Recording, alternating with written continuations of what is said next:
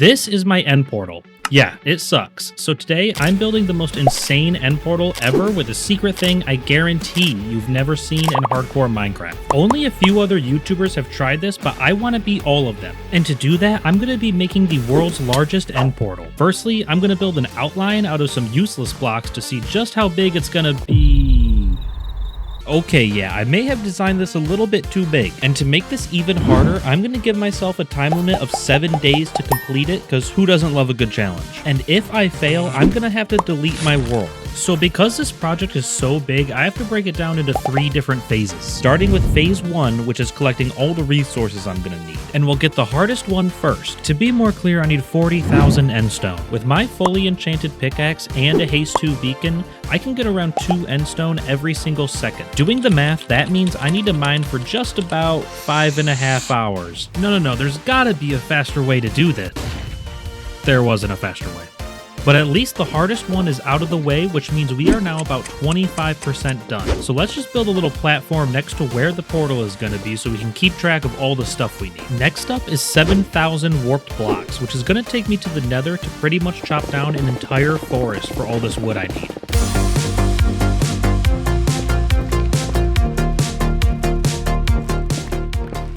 Man, this is just deforestation at its finest, huh? And we can also add this to the pile. With the endstone and warped wood scratched off, I also already lost 2 days and only have 5 left to complete this challenge, so I really have to speed things up, because I'm still just at the start of this. Luckily for me, the next 2 things I need are farmable, like this 10,000 sculk that I need. Now I could just go to an ancient city and die, or I could just build this farm.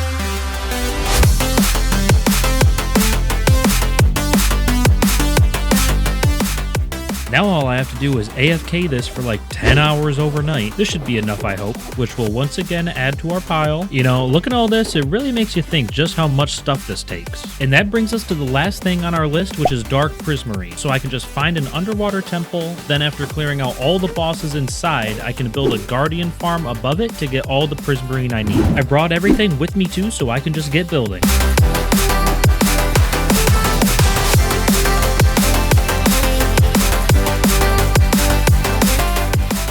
And now I can AFK this one for another 5 hours.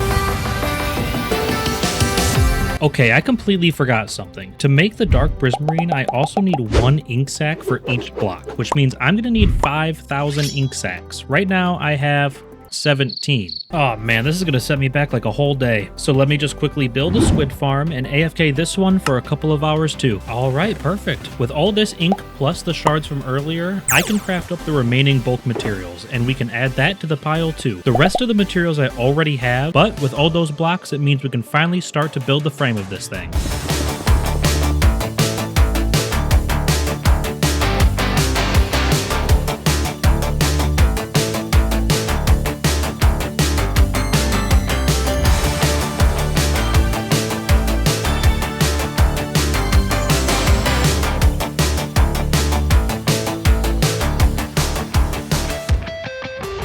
Just like that, phase 1 is complete, which means we can move on to phase 2, adding the center end island with all the end structures around it.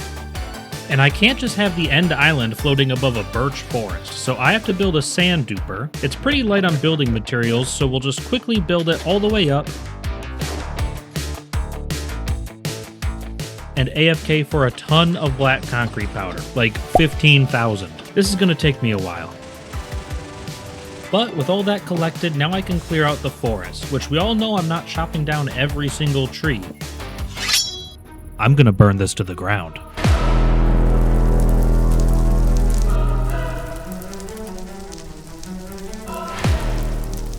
Anyway, then I can flatten out all of the land, so I can go ahead and make this all pitch black so it looks just like the void. I really hope this looks cooler from a different angle. Looks like it could be the void, I'm pretty sure. This means I can finally add in the centerpiece, but first I have to get a little bit of obsidian, which I can use my beacon setup from earlier to mine a whole end tower. But with all that collected, I still have all the endstone from earlier, so we can start building the island in the middle. And then we can add in all of the towers. Now, I'm sure you're probably thinking, Ryan, this looks so amazing, great job, which you should totally comment that too. But let me stop you there because I still want to add some stuff around it. Remember, we want to make this record-breaking. So I do need to head back to the end and find a good-sized end city. This one should do pretty good. After clearing out the city, I just need to collect all the blocks. Alright, that's looking beautiful. And then I can steal the whole end ship too. So now to really finish off the size of this thing, I can add something to a couple of these corners.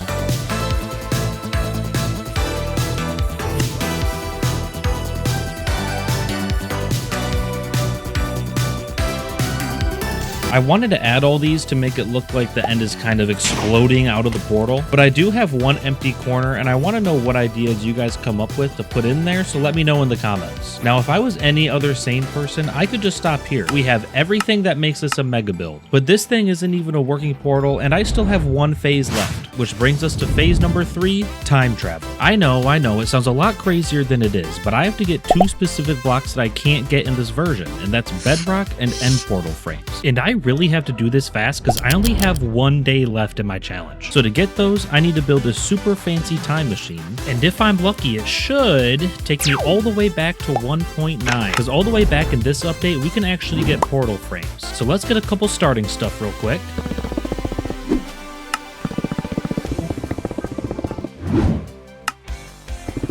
And there's a really good chance the stronghold will be at coordinates 0, 0, but there's also another easy way to find them. Man, oh man, I wonder what that huge pillar of glass is for. That's right, in this update, Jeb added these towers to make it easier to find these while making the update, and then he just casually forgot to remove them. We also got baby chickens, which don't get me wrong, I'm not gonna complain. Oh wow, there's a stronghold here. Let me just find the portal room. Hold on, is this the end portal? Yes, it is. But first, in order to get these, I do need one more thing. With all the resources we got earlier, we can take advantage of the super easy duping glitch in this version to get everything we want. Add in a little tiny starter base too. Don't worry, I'm not going to be taking any of this stuff back. But with all that, I also have what I needed, and that's a piece of TNT. So then I can take it all the way back to the stronghold, and if we put this right here and give it a light, then after it blows up, it drops... What in the world is this? Oh yeah, that's just the portal frame, no worries. Using that same duping glitch as before, we can get a pretty decent amount of these, and as we go back through the updates, they'll go back to their true form eventually. But it's time to time travel again. Do you see what I did there? Ooh, you suck! Alright, whatever, let's just go.